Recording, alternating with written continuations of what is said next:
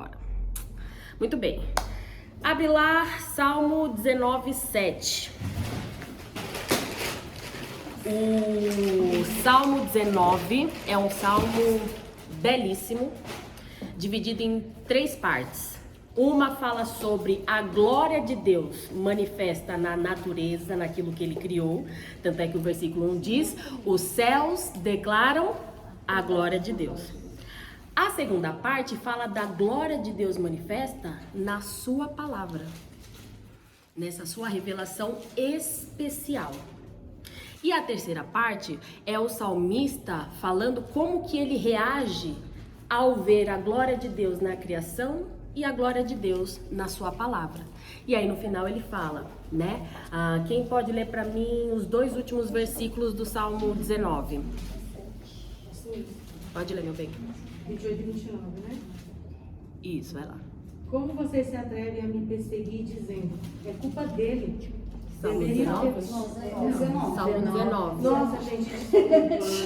Quem tá aí com os 2 últimos versículos? Deixa ela procurar, deixa ela achar. Salmo 19. Isso, Deixa ela achar. os 2 últimos versos. A resposta do salmista ao ver a glória do Senhor na criação e nas escrituras. Salmo 19, 13 e 14. Ela tá achando, ela tá achando. Fique em paz. Calma. Isso. 13 e 14. Na outra folha, isso. Vai. Livra teu servo dos pecados intencionais. Não permitas que me controlem. Então serei inculpável e inocente de grande pecado.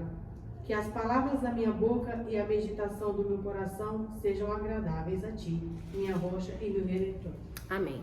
O salmista olha para a glória do Senhor e a reação dele é: eu quero me afastar dos meus pecados e eu quero que as minhas palavras e a meditação do meu coração agradem a ti. Então nós só vamos nos afastar dos nossos pecados, nós só teremos um pensar e um meditar e um falar que agrade ao Senhor quando nós começarmos a contemplar a glória dele na sua criação e na sua palavra, certo? Com base nisso, vamos orar mais uma vez para dar início ao nosso estudo. Senhor, obrigada por ti mesmo. Toda a honra, toda a glória, todo o louvor seja dado ao Senhor. A sua glória manifesta na criação. E se nós não conseguimos ver, não é porque ela não está lá, mas é porque os nossos olhos talvez estejam se desviando para outros lugares. A sua glória manifesta na sua palavra. E se nós não vemos, não é porque ela não está lá, mas talvez porque estejamos nos dedicando a ver, ler outras coisas que não a tua palavra, Pai. Mas a tua glória está lá, está aqui. Ela se manifesta. O Senhor a revelou a nós, Pai. Nos ajude a contemplar a tua glória na sua criação, na natureza, na diversidade de pessoas que há neste mundo, nas habilidades que o ser humano tem, no seu conhecimento, nas suas capacidades, na grandeza do universo, nos detalhes de uma flor pequenininha que consegue nascer em meio a rochas. Bendito seja o Senhor. Que os nossos olhos contemplem a sua glória, nos dedicando em olhar para a sua palavra, em meditar, em refletir, em não apenas querer saber nomes de personagens, datas, locais, mas em querer ver o Senhor através desses personagens. Bendito seja o Senhor, Pai, que a sua glória, ela esteja constantemente fixa em nossos olhos, Pai, e que o nosso viver tenha como alvo glorificar ao Senhor, Pai. Que nesse momento o nosso estudo glorifique ao Senhor, ó Pai, olhando, interpretando, aplicando fielmente a sua palavra, tendo um viver que busca não a nossa própria glória, mas a glória do Senhor. Que com os nossos estudos, sejam aqui, seja em casa, o nosso alvo seja diminuir para que o Senhor cresça em nós e através de nós. Bendito seja o Senhor. Toda glória seja a ti, toda glória é tua. Em nome de Jesus. Amém. Muito bem, queridas. Gravem essa frase: a repetição é a mãe da memória. Se você é mãe, se você é professora, se você é líder de algum grupo, se você ensina alguma coisa, você precisa direcionar alguém, você sabe que você precisa repetir as mesmas coisas várias e várias vezes, certo? Então vamos para nossa revisão, já que a repetição é a mãe da memória. Nós vimos que Gênesis, do capítulo 1 até o capítulo 3, diz que Deus nos criou para refletirmos nesse mundo quem Ele é, a glória dele. Por isso fomos feitos à sua imagem e semelhança. Mas aí o pecado entrou na história e deixamos de olhar para o Senhor e refletir a sua imagem e passamos a olhar apenas para nós.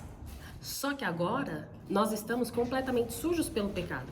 Então nós não conseguimos mais refletir a glória do Senhor.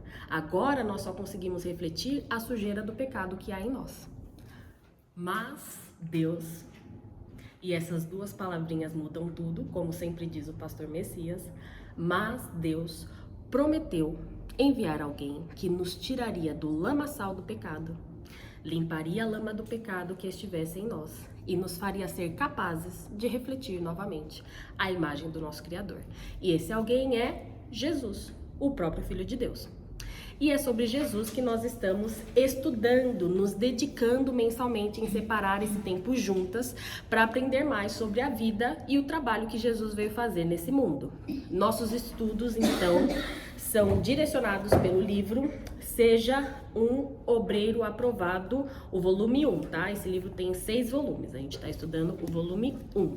Se alguém quiser o livro e não tem ainda, me fala, nós precisamos pedir. O estoque que nós tínhamos aqui já acabou, mas a gente consegue comprar um para chegar rapidinho, tá bom? Então, até aqui, sobre o contexto da vida de Jesus, nós já vimos que Jesus é judeu, porque ele nasceu na Judéia, uma região que fazia parte de Israel e que hoje é conhecida como Palestina. Na época em que Jesus nasceu, e tenham claro isso, esse é o contexto de todo o Novo Testamento. O Império Romano dominava a Judéia, assim como todo o Israel e os outros povos ao redor. Vimos também que naquela época havia entre os judeus 2 grupos de pessoas muito características e relevantes, que são o grupo dos zelotes e o grupo dos publicanos. Quem eram os zelotes? Os zelotes eram judeus que não aceitavam o fato do seu povo ter sido dominado pelo Império Romano e terem que viver debaixo do governo deles. Então eles tentavam buscar a liberdade de Israel de qualquer maneira, inclusive por meio de atitudes violentas e extremistas. Os zelotes odiavam as suas autoridades governamentais, eles odiavam o Império Romano. Mas do outro lado nós temos o grupo dos publicanos. Os publicanos, eles tinham uma relação um pouco diferente com o Império Romano, tá?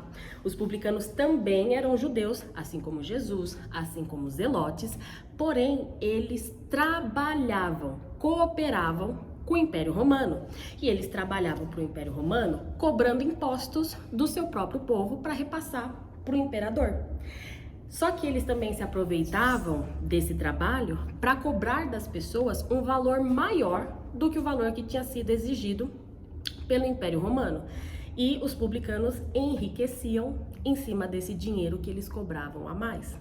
Então os publicanos, eles eram muito mal vistos socialmente, eles eram desprezados pelas pessoas da época. E aí, por conta dessas relações diferentes com o Império Romano, o grupo dos zelotes e o grupo dos publicanos eram grupos que se amavam?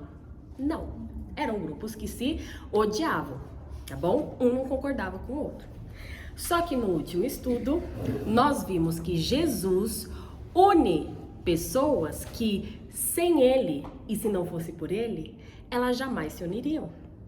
Então vimos que Jesus escolheu um publicano chamado Mateus e um zelote chamado Simão para fazerem parte do seu seleto grupo de 12 apóstolos. Aprendemos também que a palavra apóstolo significa Enviado, muito bem. Então Jesus escolheu 12 homens para caminharem com ele, para aprenderem dele, para verem os seus milagres, para verem a sua morte, para vê-lo ressuscitado. E depois disso tudo, eles seriam enviados pelo próprio Jesus. Isso está lá no finalzinho dos evangelhos, começo do livro de Atos. Eles seriam enviados pelo próprio Jesus para irem por toda Jerusalém, Judeia, Samaria e até os lugares mais distantes da terra, anunciando o evangelho e fazendo discípulos. Foi assim, inclusive, que o evangelho chegou até nós, né? Por meio de discípulos fiéis que obedeceram o chamado de Cristo e levaram o evangelho por onde foram. E meninas, hoje há pessoas que conhecerão a Cristo por meio de nós, através da nossa obediência ao chamado de Cristo, de testemunharmos sobre Ele por onde quer que andarmos e onde estivermos. Nós aprendemos também que a palavra evangelho significa boas novas, que é o nome da nossa igreja. Tem que gravar essa daí, hein, galera? A palavra evangelho significa boas novas. E o que é boas novas? É uma boa notícia, uma boa novidade, uma informação nova que é boa. E olha só, há pessoas hoje perto de nós, ao nosso redor, que estão sofrendo, estão angustiadas, estão desesperadas, estão sem esperança e que Deus quer usar a mim e a você para levar essa boa notícia de esperança, descanso, paz e alegria que só podem ser encontradas e desfrutadas em Cristo. E por ser Jesus a boa notícia de Deus para nós, é que nós temos 4 livros na Bíblia chamados de evangelhos, que se dedicam exclusivamente em relatar a vida e o ministério de Jesus. Temos então os evangelhos escritos por Mateus, Marcos, Lucas e João. Ou seja, 4 livros que falam do mesmo evangelho, da mesma boa notícia, que é Jesus, porém escrito por 4 pessoas diferentes. Ok? Começamos então no último estudo a nos dedicar no conhecimento do evangelho escrito por Mateus. Mateus, antes de ser apóstolo, o que ele era? Publicano, cobrador de impostos. E ele mesmo menciona isso no seu evangelho, lá no capítulo 10, versículo 3. E vimos que um dos principais objetivos de Mateus, ao escrever o seu evangelho, era falar sobre o reino dos céus. E nós descobrimos isso porque a palavra reino aparece no evangelho de Mateus mais de 50 vezes. E quem fez o alvo ou está fazendo o curso-alvo, lembra que na aula de hermenêutica aprendemos uma técnica sobre estudo das escrituras. Se uma palavra se repete várias vezes no mesmo texto, no mesmo livro, no mesmo capítulo, é porque o autor tem a intenção de que nós foquemos naquela palavra, naquela expressão. Então, se reino, a palavra reino, aparece mais de 50 vezes num evangelho que tem 28 capítulos, talvez seja porque Mateus quisesse que nós tivéssemos isso em mente, ok? E aí nós fechamos o último estudo falando que o reino dos céus é um reino de amor e não de violência. Mencionamos que a primeira vinda de Jesus, e nós estamos debaixo desse período, tem por objetivo trazer salvação. E quando Jesus vier pela segunda vez, o objetivo dele será trazer julgamento, aplicar o juízo, a condenação sobre todos os incrédulos, ok? Por enquanto, nós estamos no período de levar salvação, anunciar a salvação, ok? Analisamos alguns textos onde Jesus deixa claro que o seu reino não é estabelecido pela força, mas sim pelo amor, e fechamos com um texto lindo de Romanos 2,4 que diz assim, Paulo falando: não percebe quanto Deus é bondoso, tolerante e paciente com você? Não vê que essas manifestações da bondade de Deus visam levá-lo ao arrependimento? Deus não nos chama pela força ou pela violência. Pelo contrário, Ele mostra para nós a sua bondade, sua paciência, sua tolerância, ainda que nós não mereçamos. E isso é para nos levar ao arrependimento. Arrependimento não é quando eu choro. Arrependimento é quando eu mudo. Ok? Arrependimento não é quando eu choro. Arrependimento é quando eu mudo. E esse arrependimento que Deus quer nos levar é onde nós deixamos de odiar a Deus e amar o pecado e passamos a odiar o pecado e amar a Deus. É essa mudança que tem que ser feita. Quanto mais eu conhecer a Deus, mais eu me sentirei constrangida diante dos meus pecados e mais eu estarei impelida, impulsionada a abandonar os meus pecados. Ok?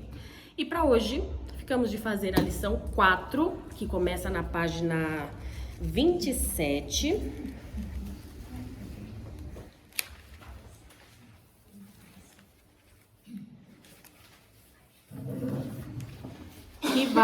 Essa lição vai nos apresentar com mais detalhes o reino dos céus, que foi o tema que nós começamos a estudar na última lição. Aí o livro traz alguns textos da Bíblia mostrando que na Bíblia, quando nós lemos as expressões reino dos céus, reino de Deus ou reino de Cristo, todas essas expressões se referem ao mesmo reino. São apenas maneiras diferentes de se referir à mesma coisa, tá? E por se tratar de um reino, todo reino tem um rei, tá? E o livro vai nos apresentar quem é o rei desse reino dos céus e como nós podemos identificá-lo, reconhecê-lo. O livro vai nos ensinar então que existem alguns símbolos de autoridade que caracterizam um rei. Ou seja, assim como nós reconhecemos um policial pelo uniforme que ele veste, assim como nós identificamos quem é o juiz em um tribunal por causa da roupa que ele veste, da cadeira especial em que ele se assenta e do martelinho que ele usa para dar suas sentenças, um rei também carrega algumas marcas que nos mostram que ele é o rei. Então o livro vai falar sobre 3 marcas, 3 símbolos que caracterizam um rei. Esses símbolos são, tá aí no livro, o trono. O que é o trono? É aquela cadeira grande, enfeitada, onde o rei se senta. Geralmente essa cadeira, esse trono ficava em um degrau acima, tipo um palquinho, para mostrar que o rei ele está acima do povo, tá? Esse é o primeiro símbolo, o trono. O segundo símbolo de um rei, que caracteriza um rei, é a coroa. O que é a coroa? É aquela peça, aquele objeto que fica em cima da cabeça do rei, como um sinal claro para que por onde ele andasse, as pessoas pudessem ver a coroa passando e reconhecer que o rei estava ali. Então, primeiro símbolo, trono. Segundo, coroa. Terceiro, o cetro. O cetro é aquele bastão, aquele cajado enfeitado, bonito, que ficava na mão do rei e que simbolizava tanto a sua autoridade para comandar, dar ordens, tomar decisões, fazer leis, exercer justiça, como o cetro também simbolizava o seu cuidado para com o povo do seu reino. Pensa que assim como o pastor de ovelhas usava o cajado, e a gente ensina isso para as crianças, geralmente na EBD, né? Usava o cajado para guiar as ovelhas, tirar elas de buracos, protegê-las de animais ferozes, etc. O cetro do rei também simbolizava esse cuidado que ele tinha para com o povo do seu reino, tá bom? Aí, além desses 3 símbolos que caracterizam o rei, o trono, a coroa e o cetro, o livro vai nos dizer que também havia uma cerimônia especial, um evento importante onde aquela pessoa se tornava oficialmente um rei. Antes que o rei pudesse se sentar sobre o trono, usar na cabeça a coroa e segurar nas mãos o cetro, ele primeiro precisava ser ungido.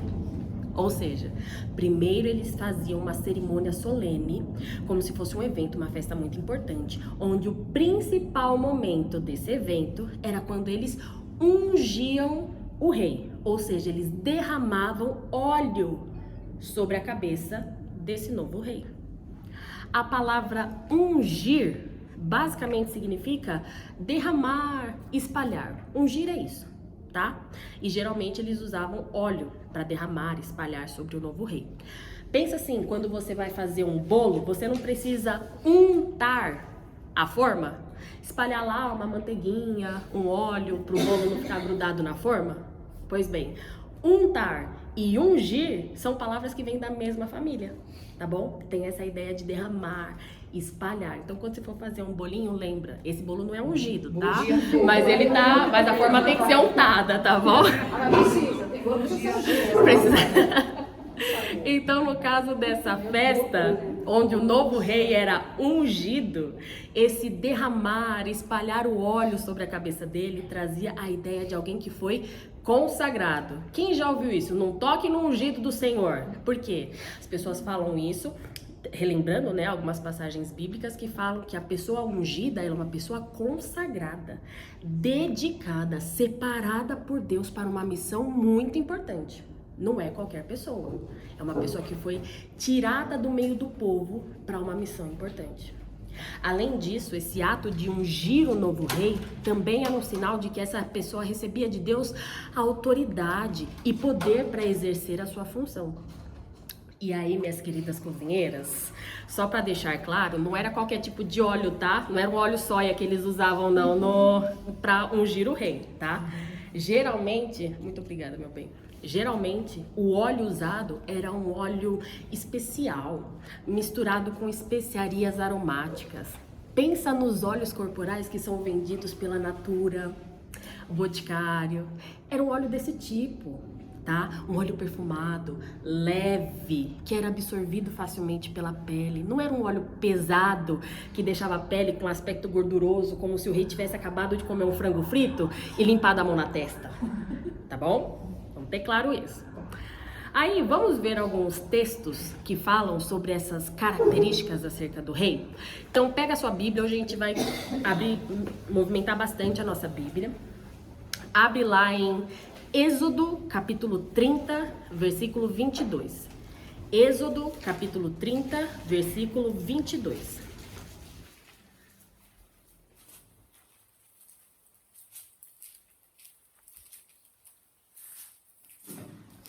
Êxodo capítulo 30, versículo 22. Enquanto você procura aí, eu vou te dar o contexto dessa passagem, tá? O que estava acontecendo. Nesse texto de Êxodo, nós temos as leis que o Senhor estava dando ao povo de Israel por meio de Moisés, enquanto eles estavam viajando pelo deserto rumo à terra prometida. Nessa passagem, Deus estava dando as orientações que deveriam ser seguidas fielmente, tá? Sobre o tabernáculo que eles deveriam construir. Então, Deus, até aqui, Deus já tinha passado as medidas, os materiais que deveriam ser usados para fazer o tabernáculo. Ele também já tinha dito quais objetos deveriam ter dentro do tabernáculo e como eles deveriam ser feitos, para que eles serviriam. Deus também já tinha orientado sobre quem teria autorização para entrar no tabernáculo e o que essa pessoa poderia e deveria fazer lá dentro. E aqui, Êxodo capítulo 30, verso 22, o próprio Deus diz o seguinte. Vou ler aqui na NVT, tá? Êxodo 30, verso 22 até o 33, diz assim. O Senhor disse ainda a Moisés, junte as seguintes especiarias da melhor qualidade. Anota aí, Moisés. 6 quilos de mirra líquida, 3 quilos de canela perfumada, 3 quilos de cálamo perfumado e 6 quilos de cássia, medidos de acordo com o ciclo do santuário. Junte também 4 litros de azeite, usando as técnicas de um perfumista habilidoso. Misture esses ingredientes para fazer o óleo sagrado para unção. Use esse óleo sagrado para ungir. O que é ungir? Derramar, espalhar sobre a tenda do encontro, a arca da aliança, a mesa e todos os seus utensílios, o candelabro e todos os seus acessórios, o altar de incenso, o altar do holocausto e todos os seus utensílios e a bacia com seu suporte. Consagre-os para que sejam absolutamente santos. Depois disso, tudo que tiver contato com eles também se tornará santo. Olha só, unja, ou seja, derrame, espalhe esse óleo também sobre Arão e seus filhos e consagre-os para que me sirvam como sacerdotes. E diga ao povo de Israel: este óleo sagrado é reservado para mim de geração em geração. Jamais usem o óleo para ungir qualquer outra pessoa e nunca preparem uma mistura igual a essa para si mesmos. Ele é sagrado e deve ser tratado como tal. Quem preparar uma mistura igual a essa ou ungir com ela alguém que não seja sacerdote será eliminado do meio do povo. Acabamos de ler literalmente uma receita divina. Deus aqui está passando a receita, ingredientes e quantidades para a preparação de um óleo especial que seria usado para ungir o tabernáculo e os sacerdotes. Agora, vocês repararam que Deus não disse que era só para pegar aqueles ingredientes todos naquelas quantidades, jogar no liquidificador e bater tudo? O que foi que Deus disse? Ele disse que era para misturar os ingredientes usando as técnicas de um perfumista habilidoso. Deus também é um Deus de beleza e arte. É difícil pensarmos ou imaginarmos quais são as técnicas, de um perfumista habilidoso. Esse tipo de trabalho não está tão perto de nós, ou pelo menos não está tão visível para nós, Mas eu fiquei pensando o que poderia tornar isso mais palpável para nossa imaginação. E aí eu pensei assim: alguém aqui já viu o MasterChef? Aquele programa onde os cozinheiros preparam seus pratos e depois eles são avaliados pelos jurados? Muito bem. No ano passado, eu não sei quem viu, teve aqui no Brasil a primeira edição do MasterChef Confeitaria. Incrível, assista, é um primor assistir aquilo. É um negócio assim absurdo. A confeitaria, diferente da cozinha salgada, vamos assim dizer, a confeitaria é a parte dos doces, que é a parte que eu prefiro. Na confeitaria, eles usam inúmeras técnicas que precisam ser exatas, precisas. Não dá pra você colocar uma pitadinha de sal a mais, não dá pra você colocar uma pitadinha de açúcar a mais, tem que ser na medida, no peso, na quantidade certa, a técnica, o tempo que você vai misturar, a maneira como você vai bater, o movimento da mão e não sei o que, tudo tem que ser preciso, senão não vai sair do jeito correto. Ali você não via ninguém fazendo um mousse de maracujá, só jogando no liquidificador o leite condensado, o creme de leite e a polpa do maracujá. Não tinha isso não, tá, galera? São usadas várias técnicas para um mousse ter uma textura certa, ser leve, doce na medida correta para não ser enjoativo, bonito bastante para não ser visto apenas como uma sobremesa, e sim como o trabalho de um artista habilidoso. O Marcos fez alguns cursos de gastronomia, não foi? O salgado, mas tem suas técnicas. O Anderson, chefe, cozinheiro, conhece técnicas. Você vai ver o trabalho deles, não é igual ao nosso trabalho do dia a dia em casa para preparar comida pra galera. São técnicas, são coisas que exigem habilidade. Não é só joga tudo e mistura um mexidão, sabe? Quem foi que deu ao ser humano essas capacidades de ter habilidade, técnica? Quem foi que deu ao ser humano? O próprio Deus.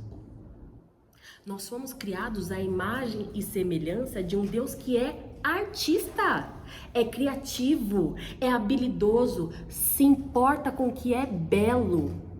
Já parou para pensar nisso? Deus se importa com o que é belo, com o que é bem feito, com o que é usado técnicas, habilidades, as habilidades que Ele mesmo deu para desenvolver aquilo. Gente, vocês já repararam na beleza e na diversidade de cores, texturas, tamanhos, cheiros que há na natureza? Já parou para pensar, observar isso? Quem foi o artista habilidoso e criativo que criou tudo isso? O próprio Deus.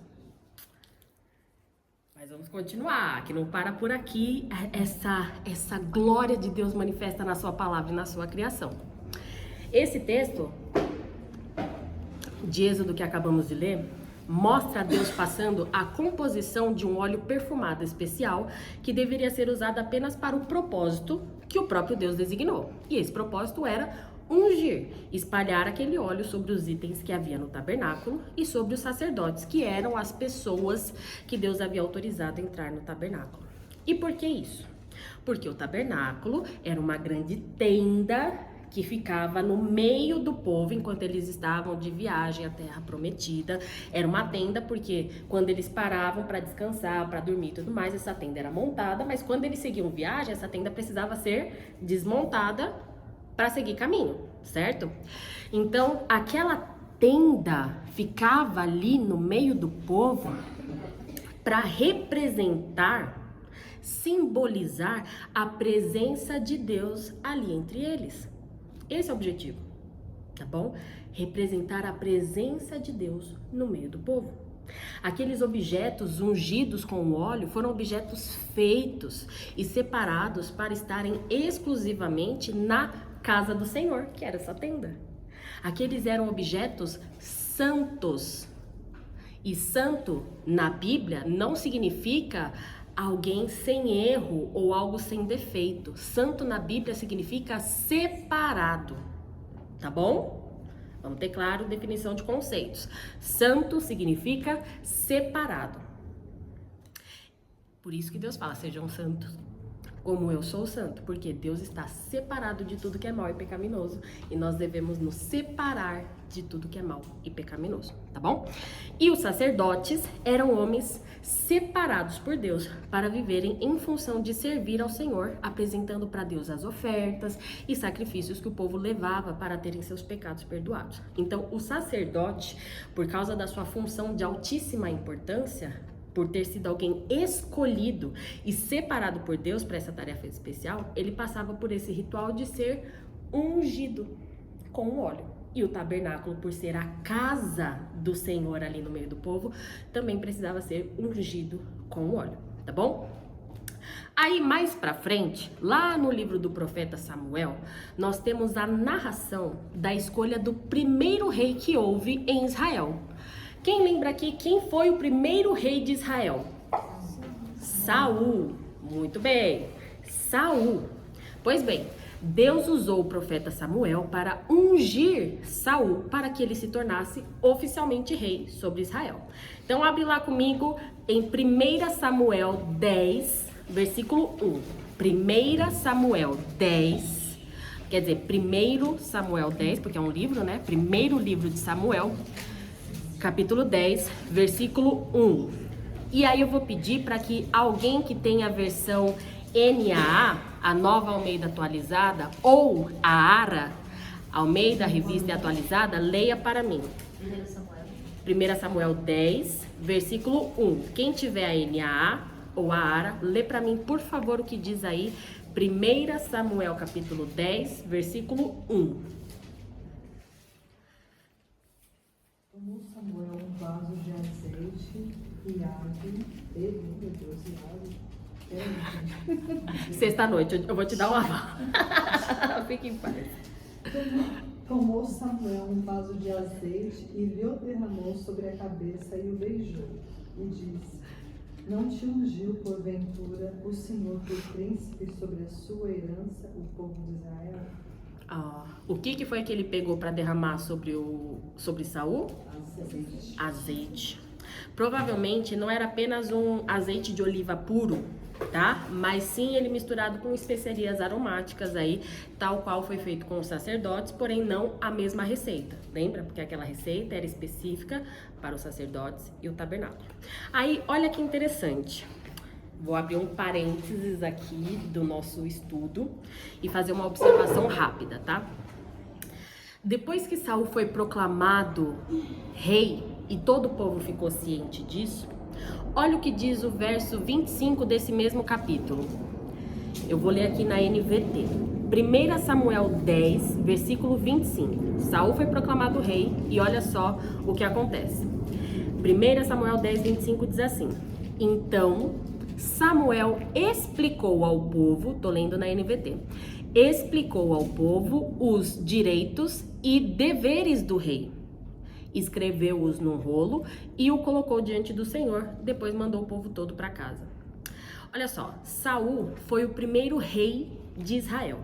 E com isso, o próprio Deus trouxe para o povo as orientações acerca dos direitos e deveres de um rei. Porque o povo não sabia, eles nunca tinham tido um rei, certo? Então, o que eu tenho que esperar de um rei? O que eu tenho que fazer para um rei?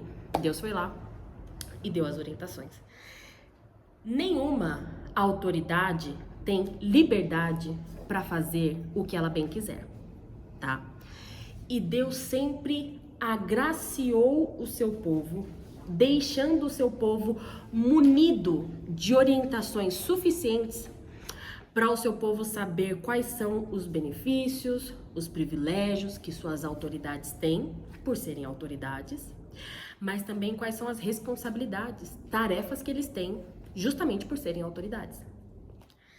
E aí eu quero aproveitar que no próximo domingo é comemorado culturalmente, né, o Dia do Pastor. Essa não é uma ordenança bíblica, não é uma prerrogativa bíblica, né? Saiba que Deus já deixou para nós, específica e claramente, quais são os direitos e deveres de um pastor. Então leia, conheça, grave as instruções do Senhor, para que você não exija dos seus pastores nenhum dever que o próprio Deus não tenha delegado a ele. Mas também para que você não tire dos seus pastores nenhum direito que o próprio Deus tenha concedido a eles. E saiba, com o texto na mão, o que Deus diz que você deve esperar, exigir, porque o povo de Deus também tem que ter claro o que eles têm que exigir dos seus líderes, tá? E o que você deve fazer em favor dos seus pastores, de acordo com as orientações do Senhor, tá bom?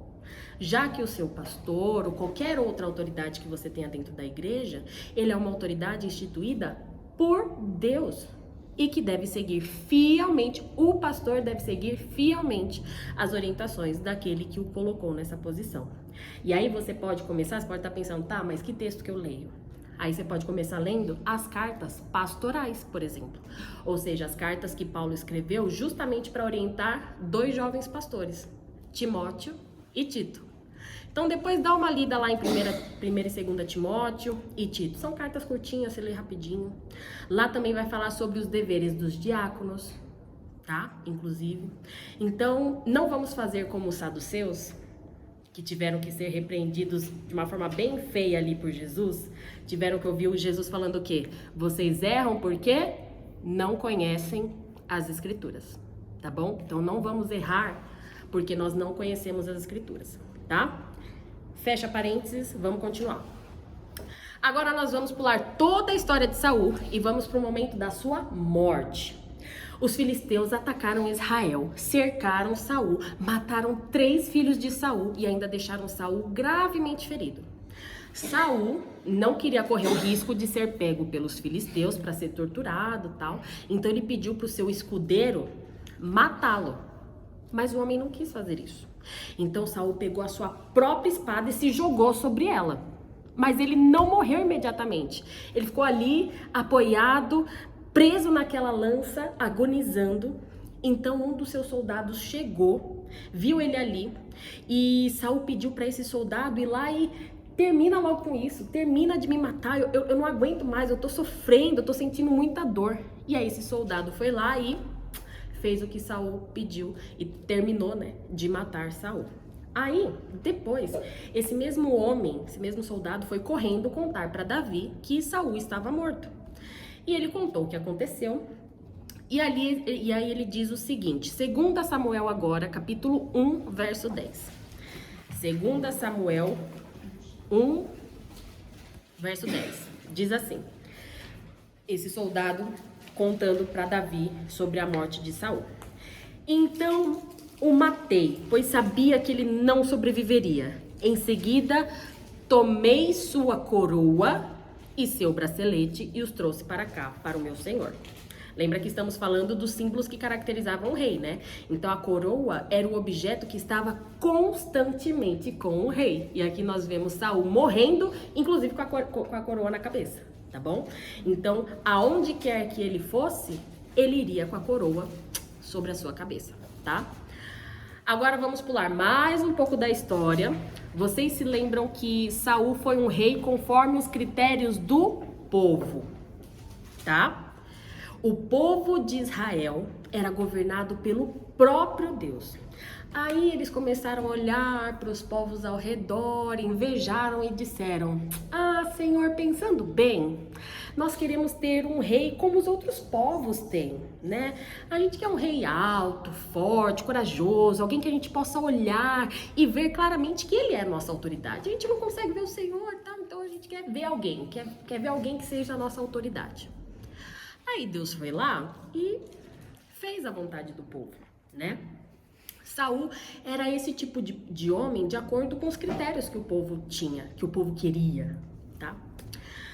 Mas, agora, né, que o povo já experimentou e já sofreu, inclusive, com a liderança de um rei que tinha a aparência adequada, mas não tinha o caráter adequado, o próprio Deus agora vai colocar um rei de acordo com os seus próprios critérios. Vocês escolheram o rei de vocês, ok? Já experimentaram? Já viram como é que é? Agora eu vou escolher o rei que eu quero. E aí, gente, isso destrói essa sabedoria popular que diz que a voz do povo é a voz de Deus. Isso não condiz com a Bíblia, tá? Tira isso do seu vocabulário, das suas expressões. A voz do povo nem sempre, e na maioria das vezes, não é a voz de Deus, tá? E aí, qual é o critério principal de Deus na escolha desse novo rei? A aparência? A força? A altura? Não, o coração. Esse novo rei será um rei segundo o coração de Deus. Ou seja, um homem que se submetia e que buscava a glória de Deus. Um homem que buscava fazer a vontade de Deus. Deus agora, na sua graça e infinita misericórdia, não vai dar para o povo o rei que eles querem.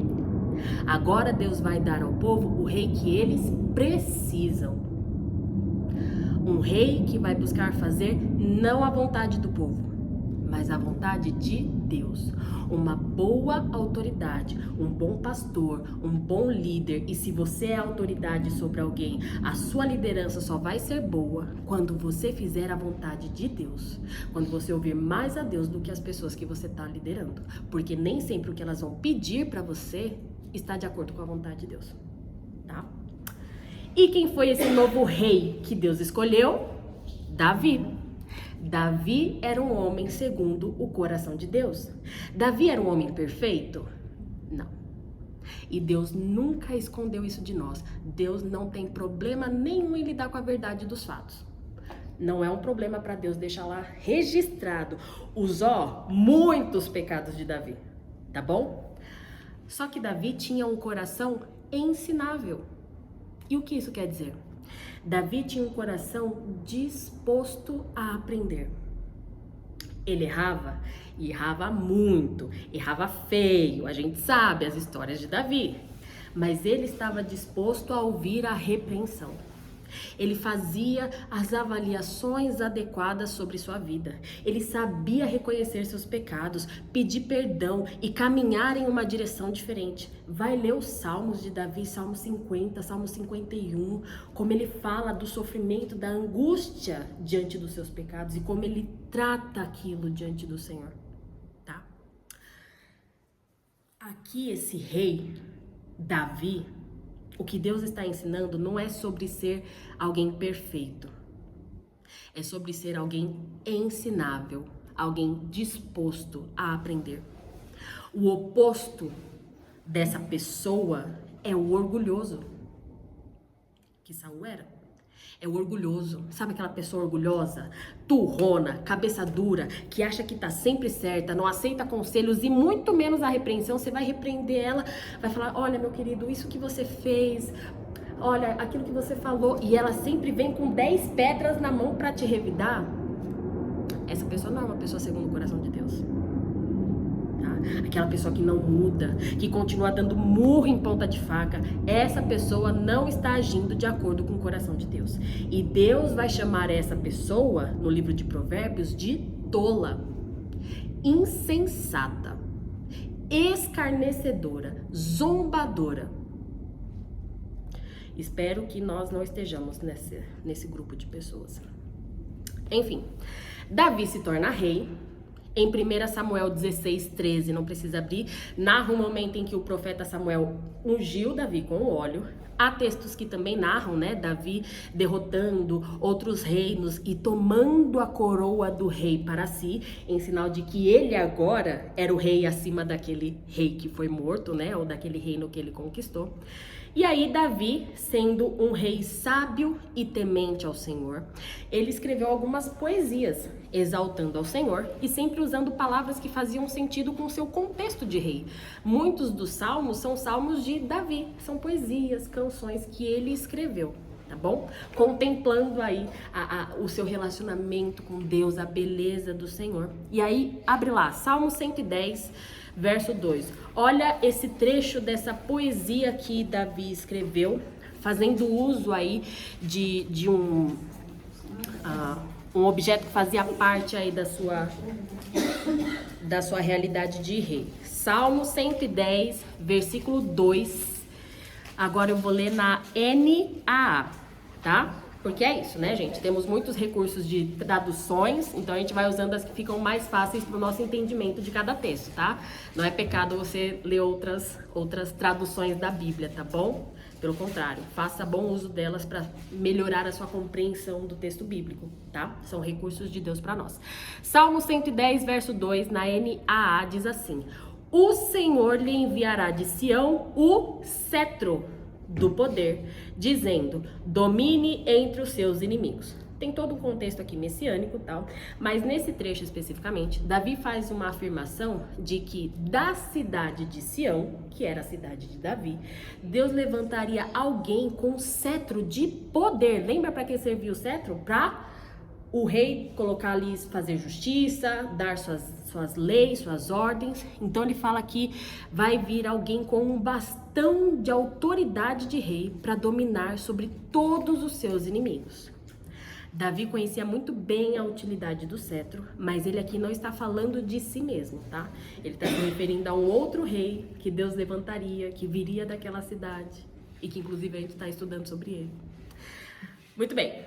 Vamos pular mais uma parte da história de Davi e vamos para o final da sua vida, tá?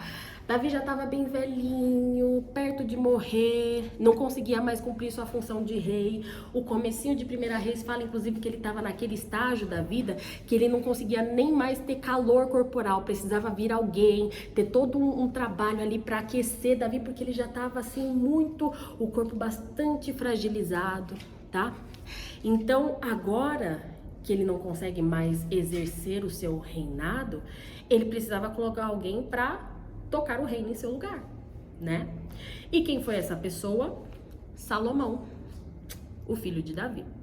Aí, 1 Reis 1 narra esse momento. Pode abrir lá, 1 Reis 1, narra esse momento. E aí, no verso 45 até o 48, é narrado o seguinte. Vou ler aqui, tá? 1 Reis 1, do 45 até o 48. A cidade inteira está festejando com grande alegria. Esse é o motivo de todo esse alvoroço. Agora mesmo Salomão está sentado no trono real.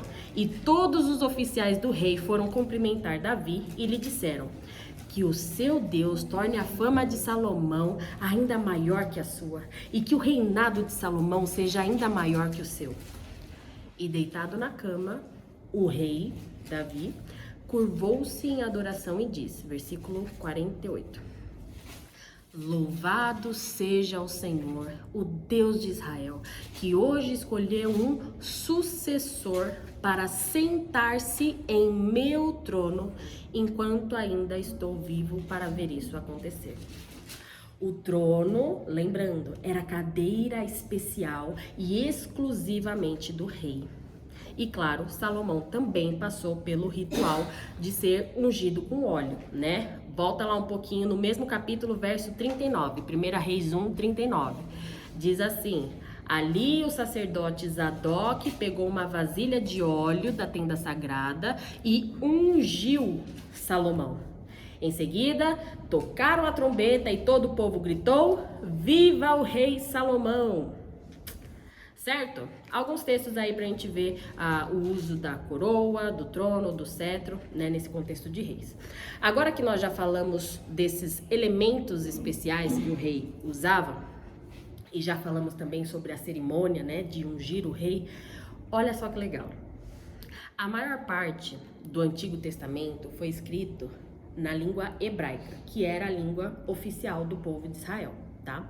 Mas o Novo Testamento foi escrito em grego porque era a língua oficial do Império Romano, tá bom? Então, quem era judeu no período do Novo Testamento falava tanto em hebraico como em grego. Jesus, inclusive, tem algumas passagens que mostram ele falando tanto em hebraico quanto em grego. Agora, uma pergunta. Vocês sabem como se diz ungido em hebraico? Aí você tá transliterando, né, pro português. Já vou pedir perdão de antemão, tá? Pela minha péssima pronúncia. Mas ungido, a palavra ungido em hebraico, espero que o Fábio não veja isso, porque ele estudou hebraico e tudo mais. Ungido em hebraico se fala Mashiach. Mashiach. E Mashiach é a palavra que nós conhecemos em português como Messias. Messias. Messias é a palavra ungido em hebraico. Mas e em grego? Como se fala ungido? Mashiach, como que fica em grego? E aí, de novo, perdão pela pronúncia, tá bom? E agora eu espero que o pastor Messias não veja eu falando isso. Mas ungido, Mashiach, em grego se diz Christos. Christos. E Christos é a palavra que nós conhecemos em português como Cristo. Ungido, Messias e Cristo são a mesma palavra, só que em línguas diferentes. Ungido é como se fala em português, Messias é como se fala em hebraico, né? Estamos fazendo uma transliteração aqui, e Cristo é como se fala em grego. E esse termo ungido é comumente usado na Bíblia para se referir a um rei. Por quê? Porque o rei precisava ser ungido para poder dar início ao seu reinado. Então agora você já sabe que se você chamar o seu pastor de ungido, não tá errado, tá? E se ele falar não toque no ungido do Senhor, ele também não vai estar errado, porque ele tem um nome que significa literalmente isso, tá? Então agora que nós já sabemos de tudo isso, me respondam. Na Bíblia, quem é o ungido, o Messias, o Cristo? Jesus. Jesus é o rei desse reino dos céus ao qual estamos estudando. E aí, só para deixar claro, uma nota de rodapé, quando a Bíblia fala sobre Jesus Cristo, Cristo não é sobrenome de Jesus, tá bom? Cristo é o título de Jesus. É como se eles estivessem falando Jesus o ungido, Jesus o rei. Então, quando na Bíblia você vê o termo Cristo, é porque o autor ali está se referindo a Jesus como rei. Certo? E aí na próxima lição, que é a lição 5, que começa na página 35, o foco será falar sobre Jesus, o rei, Jesus, o Cristo. Tá bom? E aí, para fechar, eu quero trazer algumas aplicações para nós, em cima do que aprendemos com esta lição e tudo mais. Todos esses elementos que caracterizam um rei, a coroa, o cetro, o trono, servem para nos apontar para o rei dos reis. Deus é o rei que está acima de todo e qualquer rei. Deus é o rei que não pode ser destronado. Davi perdeu o trono porque morreu. Saul perdeu o trono porque morreu. Outros reis perderam o trono porque foram atacados e outros reis tomaram o trono deles. Mas Deus é o rei que não pode ser destronado. Deus é o rei que julga com cetro de justiça. Deus é o rei que dá suas leis, que lança seus decretos, que faz com que sua vontade seja sempre feita. Deus é o rei que governa o seu reino com mão poderosa e braço forte. Deus é o rei implacável. Saul morreu por causa dos filisteus, não foi? Deus é o rei implacável. Ninguém pode aplacar o Senhor. E esse mesmo Deus é um rei que governa lá de longe, do alto do seu trono, mas que também é um rei que se relaciona de perto com o seu povo. A música que fala é Deus de perto e não de longe, ela não é bíblica esse trecho, tá? Porque a Bíblia vai falar que é um Deus tanto de perto quanto de longe, tá? E a pergunta que eu faço é, sabendo disso tudo, por que que nós confiamos mais em nossas autoridades humanas do que confiamos no Rei Altíssimo e Eterno? Por que nos apoiamos muitas vezes nos conselhos dos nossos pais, tomamos aquilo como algo para gravar para sempre, aceitamos como verdade tudo que os nossos professores nos ensinam ou nos ensinaram, não questionamos o que eles falam, seguimos as ordens dos nossos chefes, crendo que suas orientações darão certo, abraçamos as propostas e discursos dos políticos com quem nós simpatizamos, mas não fazemos isso com o Senhor, o Rei dos Reis. Nos esforçamos para buscar orientações para a nossa vida, pedimos conselhos, ouvimos relatos na internet, compramos livros, baixamos aplicativos que nos ajudem nisso, mas não nos esforçamos em buscar nas Escrituras as orientações de Deus para situações das nossas vidas. Percebe que não se trata de falta de esforço para conseguir orientações e conselhos? Mas se trata de um coração que confia mais nos conselhos dos homens, nos conselhos deste mundo caído, do que nos conselhos daquele que é eternamente santo e que está eternamente separado de tudo que é mal e pecaminoso?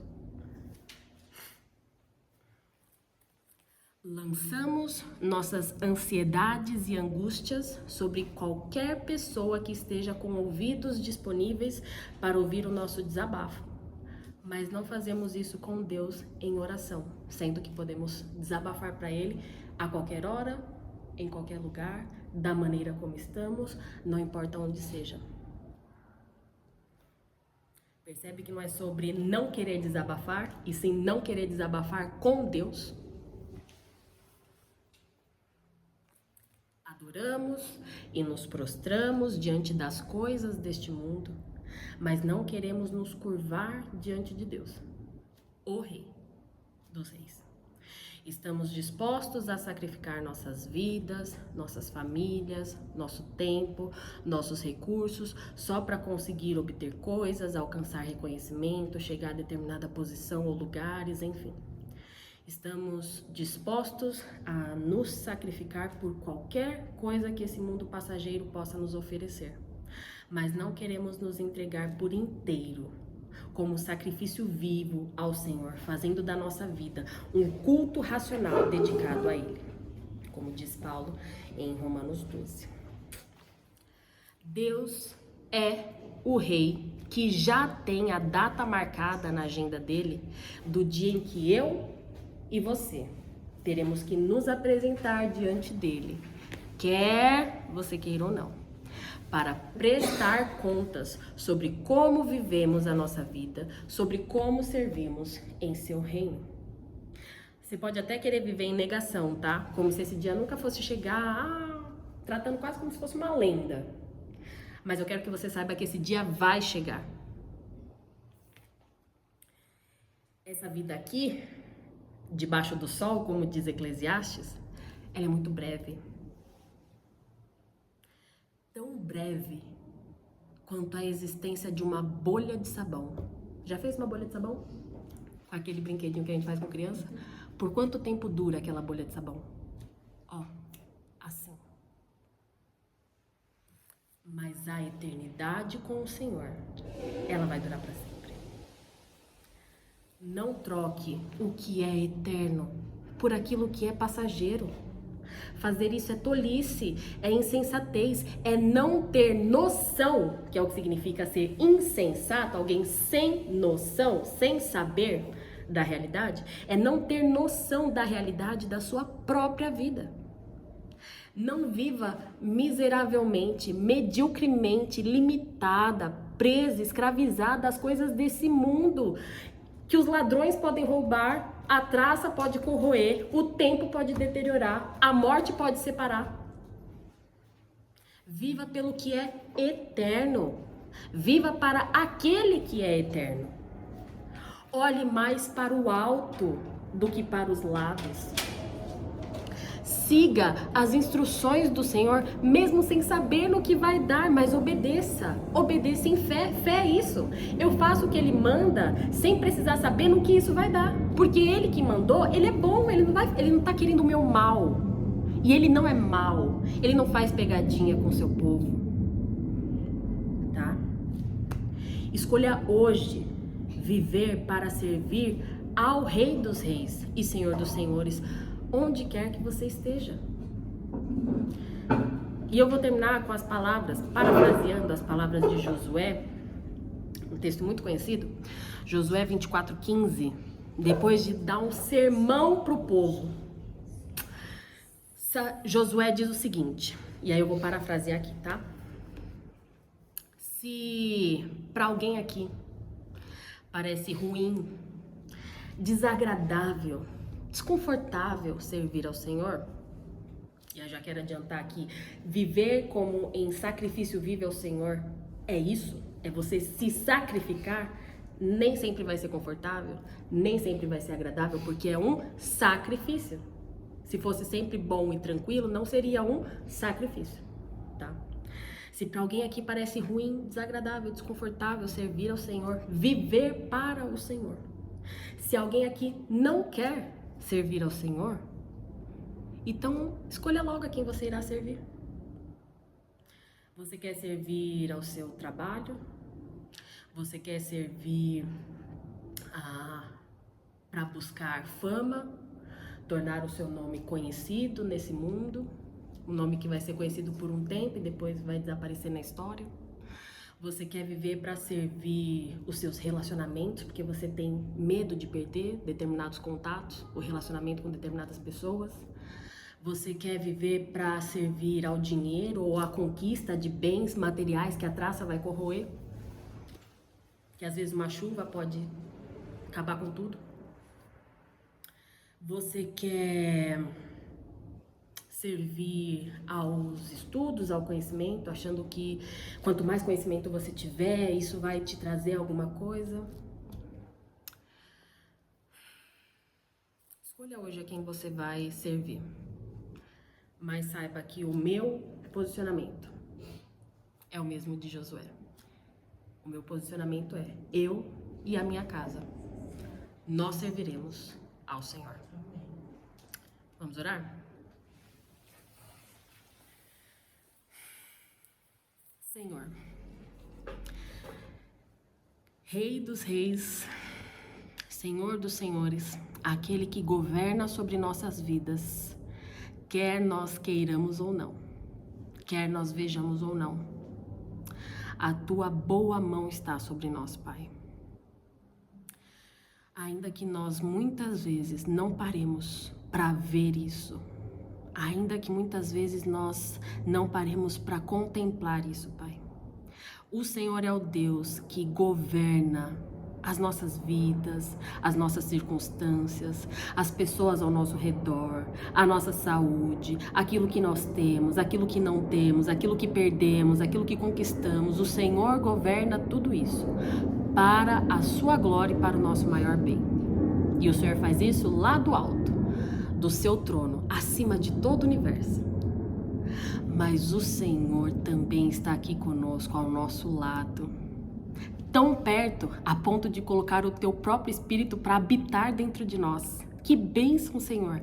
Nós não merecemos isso, essa comunhão tão íntima, tão próxima com o Senhor, com um Deus que é santo, separado de tudo que é mal e pecaminoso e que caminha ao nosso lado, nos capacitando a ter uma vida abundante, uma vida que não se limita, não se escraviza às coisas desse mundo passageiro, mas uma vida que pode olhar para tudo que há nesse mundo e desfrutar delas em abundância. Senhor, nos ajude a ter cada dia mais o temor do Senhor, o temor que nos afasta do mal, que nos afasta do pecado, que corrige o nosso olhar para o Senhor. Senhor, nos ajuda a viver essa vida que é breve, Senhor, a vivê-la com o temor do Senhor. O Senhor é aquele que está acima de todas as coisas, então nós só podemos aproveitar da sua criação quando nós olhamos para o Senhor. Quando nós deixamos de olhar para o Senhor, aquilo que nós buscamos na criação nos tornará reféns dela. Nos liberta, Senhor, desses desejos mundanos. Nem sempre são ruins, mas muitas vezes controlam o nosso coração. Nos liberta, Senhor. Que o nosso coração esteja rendido somente ao Senhor, o Rei. Obrigada, Deus, porque por ser Rei, justamente, o Senhor é aquele que começou a boa obra em nós e que irá completá-la até o dia de Cristo Jesus, e que nada, nem mesmo a nossa multidão de pecados, pode parar esse trabalho que o Senhor escolheu fazer em nós. Bendito seja o Senhor, Pai. Que nós tenhamos uma vida de um humilde se curvar diante do Senhor, diante da sua glória, que é manifesta na sua criação, que é manifesta na sua palavra, e que o nosso desejo seja manter o nosso pensar, o nosso falar, o nosso agir de uma maneira que agrade ao Senhor. Seja o Senhor, conscientemente em nossas mentes, o Rei das nossas vidas. Bendito seja o Senhor, hoje e para sempre. E bendito seja o Senhor que na sua soberana autoridade consegue cumprir os seus propósitos, mesmo diante dos nossos pecados, das nossas falhas, dos nossos erros. E mais do que isso, o Senhor cumpre os seus propósitos e o Senhor faz aquilo que é melhor para nós, até mesmo usando os nossos pecados, as nossas falhas e os nossos erros. Isso é só alguém que está muito acima de nós consegue fazer e administrar as nossas falhas desse jeito, Pai. Bendito seja o Senhor. Essa é a minha oração, Pai. Em nome de Jesus. Amém.